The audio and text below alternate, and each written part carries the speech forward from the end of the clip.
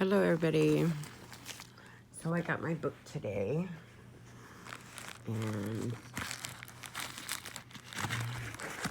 open it all up. Here it is. I ordered. And this is Waco, a Survivor's Story by David Thibodeau. And this is David Koresh. This happened in 1993. The ATF and FBI attacked the Branch Davidians at their community housing and church area. And it was a terrible thing that happened. And with all the stuff that's going on with our government, this just happened to come up one day on YouTube. And I remember when this happened, but unfortunately I had a lot of stuff going on at the time, and so I don't know, I guess I was more worried about what was going on in my household. But I've been doing a lot of research on it. And it's crazy, you know, because we all listen to the news talking about David Koresh was a crazy cult leader, and, you know, all his followers were crazy, and it just wasn't true. There were a group of people studying a religion that they believed in, and some died for their beliefs. And it happened in Waco, Texas. They were called the Branch Davidians. And this is the leader, David Koresh. You can see the ATF agents. And the guy who plays Gary, one of the negotiators in the movie Waco, which is a series on Netflix. Yeah. It's a series on Netflix. It's a great movie. It helps you get to know some of the people that were, you know, in the community. It brings their names, you know, to faces, and you can relate to them better. But it was a very sad story.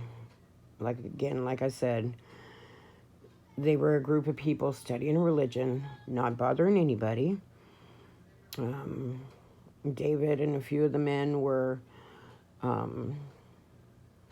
don't know what the title is. They buy and sell guns, gun dealers, I guess, in gun shows and stuff. So they had quite a bit of inventory. Plus, you know, they all had their own guns, but they also had inventory. Well, the police decided they was going to raid Waco and serve David Koresh with a search warrant and arrest him.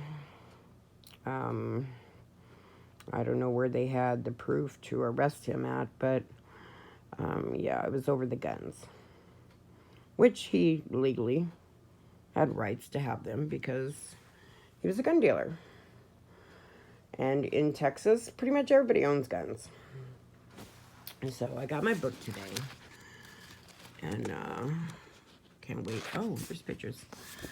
That's David Thibodeau and Julie Martinez. And this is her largest single family aside from David Koresh's own that died in the fire which consumed Mount Carmel. And that's David Koresh. And there's some of the other people from Mount Carmel.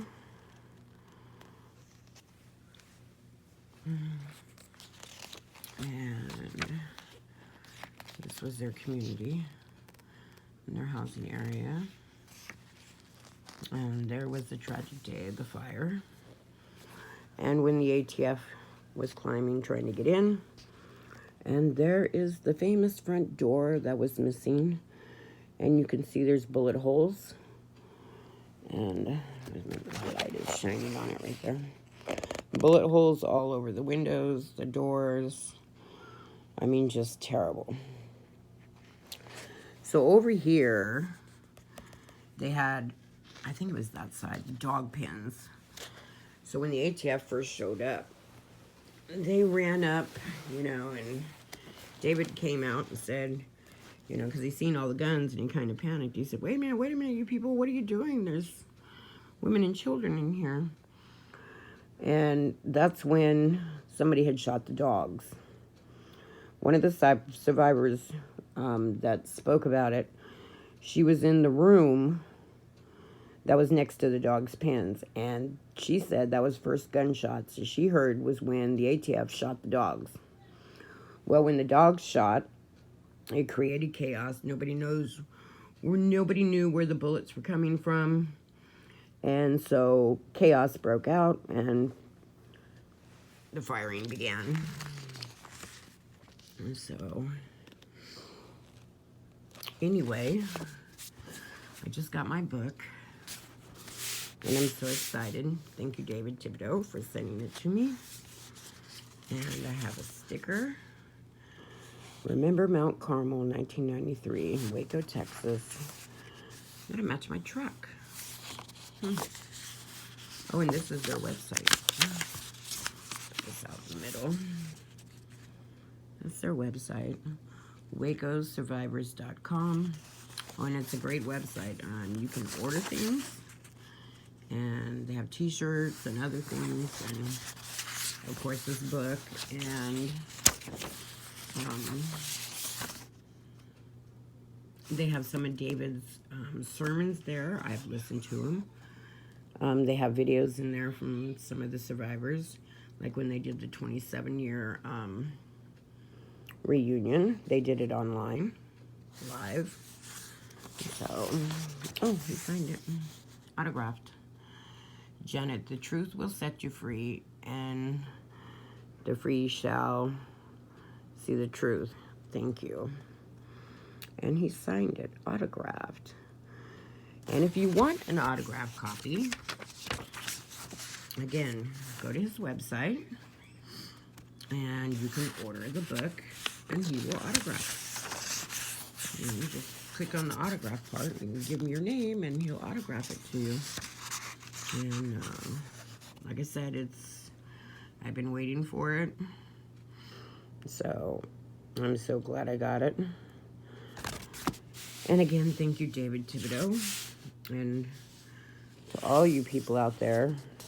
When this happened in '93, we were all glued to the TV, but we were glued to what the media was telling us.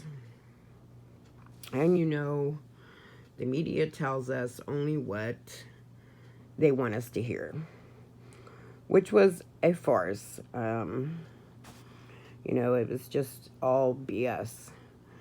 Saying the Davidians fired first. I don't believe it. I believe they shot the dogs first, which is common in a raid. They'll shoot the dogs to make sure the dogs don't attack them. And that's what started the gunfire.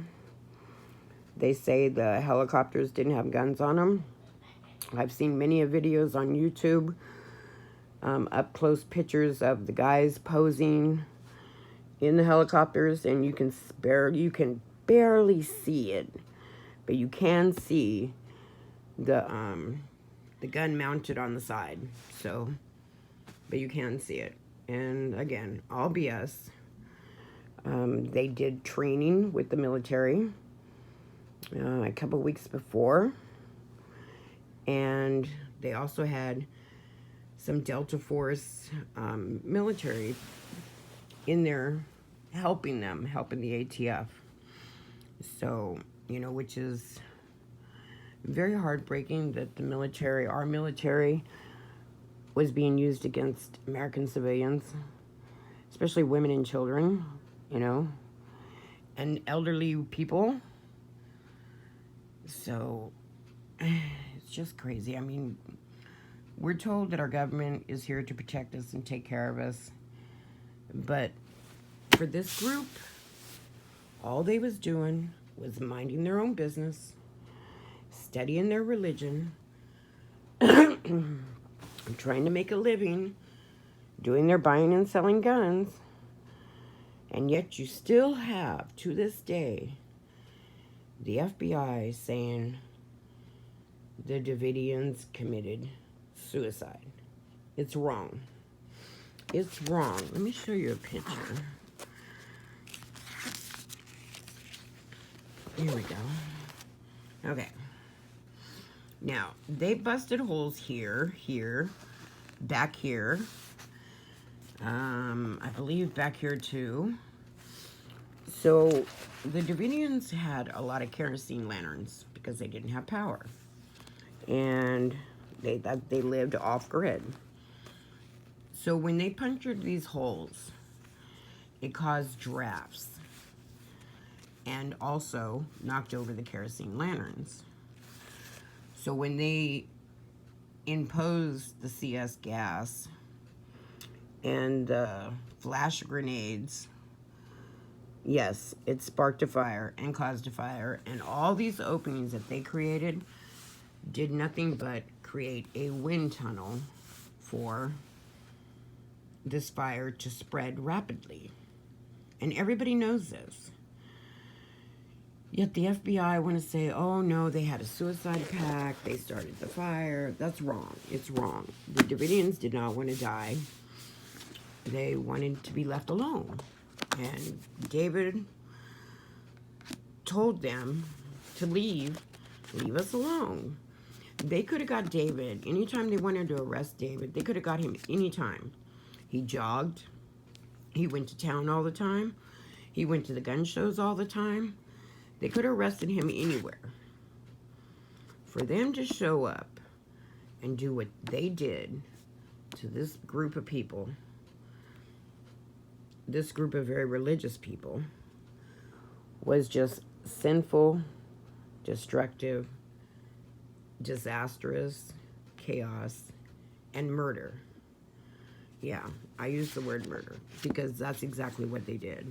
The government, the ATF, the Delta Force, the FBI negotiators, Janet Reno, they were all in on it. They murdered these people, and that's just exactly what I feel. And a lot of people are with me. Now that a lot of the evidence is out, a lot of the videos are out, you know in your heart that what they did to these people is wrong. They murdered them. They killed them.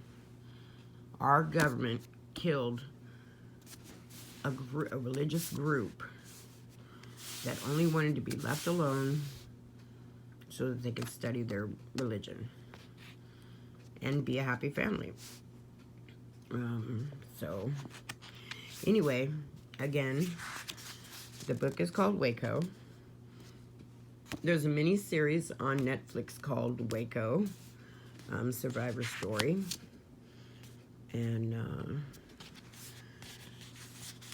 again, I got my sticker, and that's their website if you want to order this book. But do your research. There's a lot of videos out there, and there's videos from the FBI that are trying to protect their own asses. Pardon my language, but that's exactly what they're doing. They're covering their tracks. The door on the house where it showed all those bullet holes. You talk about crazy. The door is a metal door. Now, how does a metal door end up disappearing? How does some of the videos that the ATF and FBI took, how did those videos disappear? How did their check sheet, you know, when they're, what is it, oh my goodness, I totally forgot what it's called. The sheet that you're filling out information every hour on. I forgot what it's called. But the FBI had a sheet that they had to fill out information like every hour as to updates and stuff like that. Anyway, some of those end up disappearing. And nobody knows where they are. So, I mean, it's kind of hard for a door to disappear. That's kind of crazy. A whole door? Anyway, so check it out and keep your mind open because we were all lied to back in '93 and the truth is coming out. Waco. A Survivor Story by David Thibodeau. And you can just type in Waco on YouTube, and you will find all kinds of stuff on it, including the BS FBI's videos lying about it. But check out the survivor stories. Listen to them, because they plainly tell you they heard the gunshots. So, anyway, talk to y'all later. WacoSurvivors.com. Netflix, Waco Survivor Story. Also on YouTube, you can check out a video called Waco Rules of Engagement. But make sure you put Waco first. Waco Rules of Engagement. And that goes into really deep details. But make sure you check out the Netflix series first. Waco, A Survivor Story. And if you know David, like I've come to know him like a brother. I mean, I feel like he's related to me now as much as I've read and listened to him. He does a little appearance at the ending of that movie, so check it out. Anyway, I will talk to y'all later. Love y'all. And again, thank you, David, for sending the book and autographing it. Bye, y'all.